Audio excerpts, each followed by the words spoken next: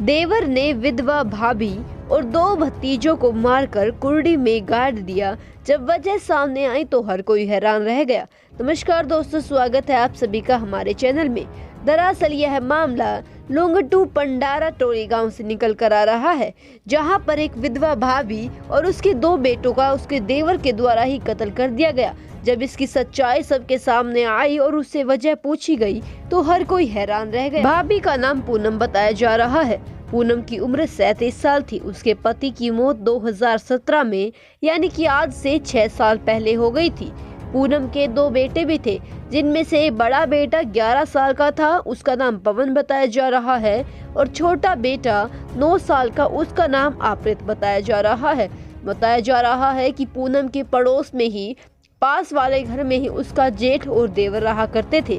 जेठ का नाम यहाँ पर विश्राम बताया जा रहा है और देवर का नाम एनोस बताया जा रहा है। 2 दिन पहले की बात है कि पूनम और विश्राम दोनों ही मार्केट गए थे। अपने जेठ के साथ मार्केट गई थी, वहाँ पर मच्छी वो खरीद कर लाए थे। मच्छी लाने के बाद अपने देवर से कहते हैं कि इसे पका दो। एनोस से कहा जाता है कि मच्छी को पका दो। वह अपने दोनों भतीजों के साथ मिलकर मच्छी पकाने लगता है और यह कहकर उसका जेठ विश्राम घर से बाहर किसी काम के लिए चला जाता है। मच्छी पकाते पकाते देवर के मन में अचानक ही शराब का ख्याल आ जाता है और वो किसी को बिना बताए चुपके से शराब पीने चला जाता है। शाम को शराब पीकर शराब में बिल्कुल लथपथ वो घर वापस आता है तो उसकी भाभी से वो गालियां देने लग जाता है, उन्हें उल्टी सीधी बातें करने लग जाता है। ज्यादा शराब की वजह से वह अपना आपा खो चुका था और दोनों में झगड़ा हो जाता है। जैसे ही झगड़ा शुरू होता है तो पास में रखे धारदार हथियार को उठाता है और भाभी पर वार कर देता है। मां को बचाव में आए दोनों बच्चों की भी इसमें मौत हो जाती है।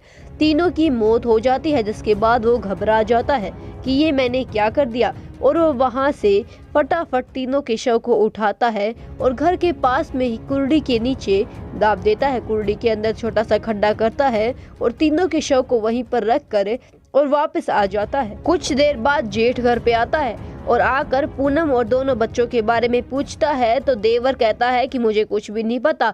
अनोस का कहता है कि मैं यहाँ था ही नहीं, मैं किसी काम से बाहर चला गया था। अनोस बार बार अपनी बातें बदल रहा था, जिसके बाद विश्राम उन्हें काफी ज्यादा तलाश करता है। जब उसकी तलाश से वो तंग आ चुका था और वो कहीं पर भी नहीं मिल रहे थे तो वह पुलिस में इसकी जानकारी दे देता है। पुलिस भी अपनी छानबीन शुरू कर देती है और साथ ही साथ पंचायत भी बिठाई जाती है। पंचायत में इस बात का फैसला किया जाएगा कि वो दोनों कहां गए और इनकी खोज की जाएगी। पूरी पंचायत में देवर और जेठ और सभी लोग मौजूद होते हैं। वहां पर इतने सारे लोगों को देखकर जब देवर को लगा कि उसकी सच्चाई सामने आ जाएगी तो अचानक ही वो भागने लगा। वो घबरा जाता है तो लोगों को भी उस पर शक हो जाता है और उसे पकड़ लिया जाता है। कुछ मारपीट के बाद वो सारी सच्चाई उगल देता है, बता देता है कि कैसे उसने अपने भाभी और दोनों भतीजों की हत्या की है। जिसके बाद गुस्साए लोग उसे जमकर उसकी पिटाई करते हैं और उसे पुलिस के हवाले कर देते हैं। जिसके बाद कुर्डी के अंदर से तीनों लाशों को निकाला जाता है। निकालने के बाद उनका पोस्टमार्टम के लिए भेज दिया जाता है और देवर को जेल में भेज दिया जाता है। दोस्तों, आपकी क्या राय इस खबर के बारे में? इसके बारे में आप हमें कमेंट सेक्शन में जरूर बताइएगा। वीडियो पसंद आने पर लाइक और चैनल को सब्सक्राइब करना ना भूलेगा।